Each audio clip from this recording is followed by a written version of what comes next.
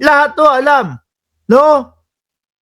Oh, sugar importation. Ako naniniwala ho ako, itong mga DDS, ang nasa likod ni Saldico.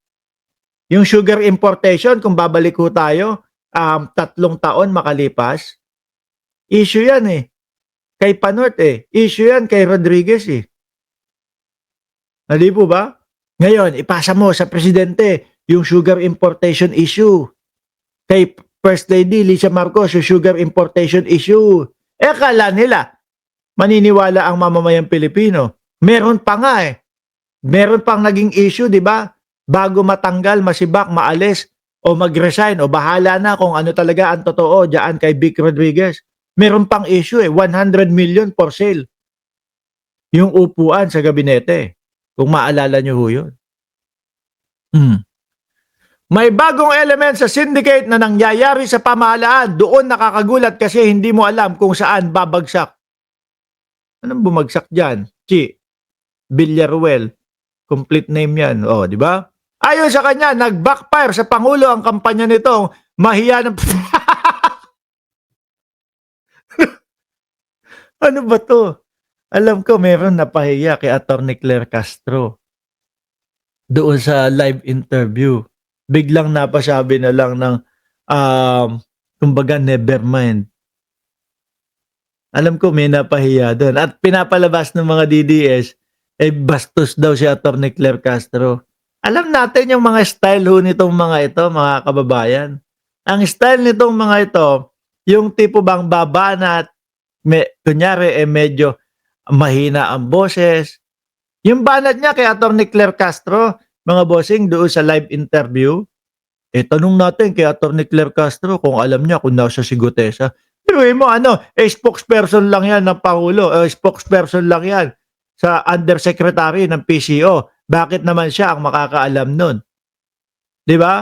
Yung simpleng banat na yun, syempre, kapag ka ikaw yung nakarinig ng ganon at sinasali ka sa ganon, medyo tataas ng konti yung ay, mali yan, hindi totoo. Di ba? Sinagot siya. Ay, never mind. Yun na lang yung nasabi. Mga kababayan. Tapos eto nag-backfire daw sa Pangulo. Mahiya naman kayo na sa halip ay lalo naglalantad. O ayun, yung mga senador na mga kaibigan, mga kakampi ninyo, mukhang mga mauoblo na. No? Malapit na ang Pasko.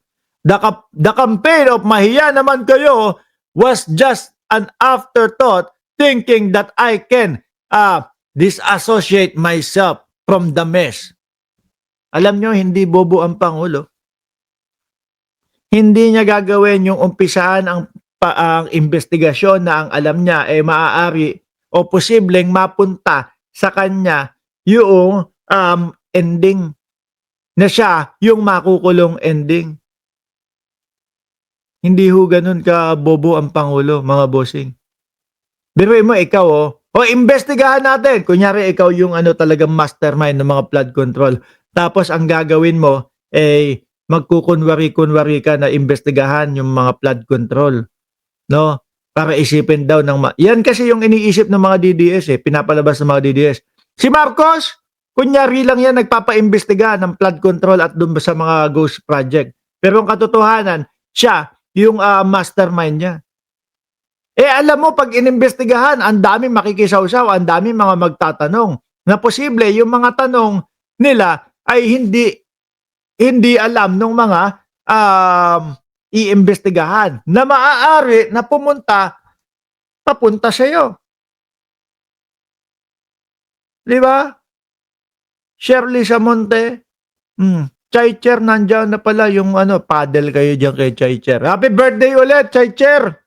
No, baka naman. May 1 linggo ka na namin binabati dito ng happy birthday. Tuloy.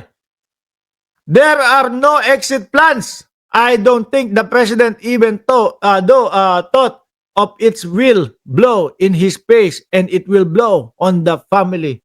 Asan? Kayo-kayo lang. Si Saldico lang ang nag-uugnay sa Pangulo. Si Saldico lang.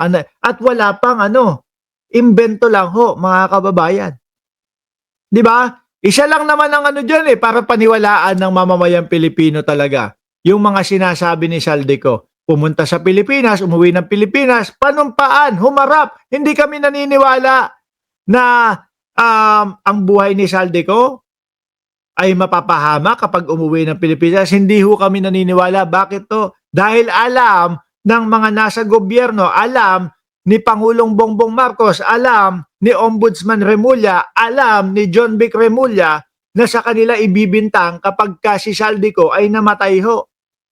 Hindi ho ganyang kaboboy ang mga tao na yan.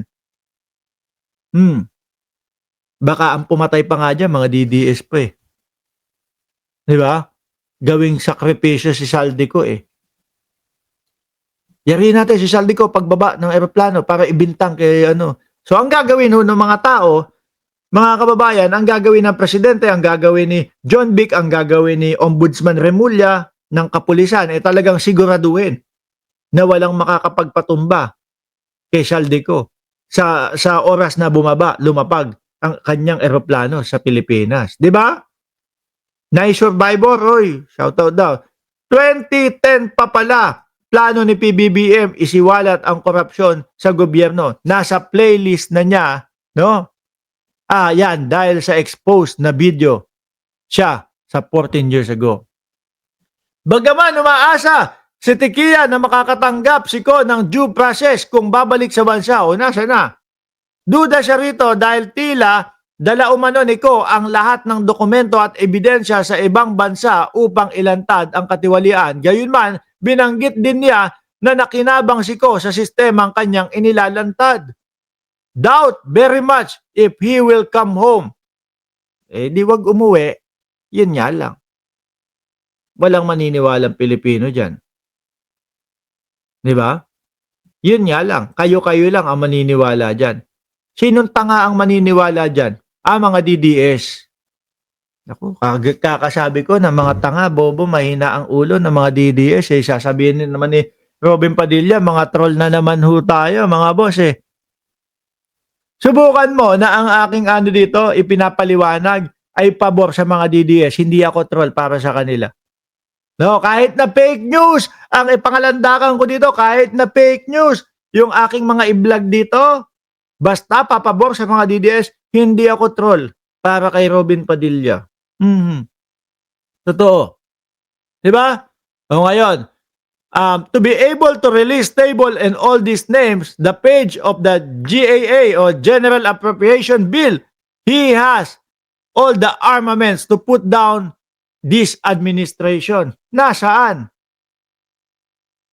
Wala kaming nakikita na pagbabago simula nung lumabas yung mga video ni Saldico. Hanggang ngayon, ganun pa din ho, mga bossing. Di ba? Hanggang ngayon ho, same lang. Walang pagbabago. Di ba? Iwanan na natin yan kung ano-ano lang din naman ang sinasabi niyan. Kahit TNT ka ng TNT, dyan, Saldico, hahanapin ka ng mga kapulisan. Correct. Kahit tago ng tago yan, hahanapin ng mga kapulisanan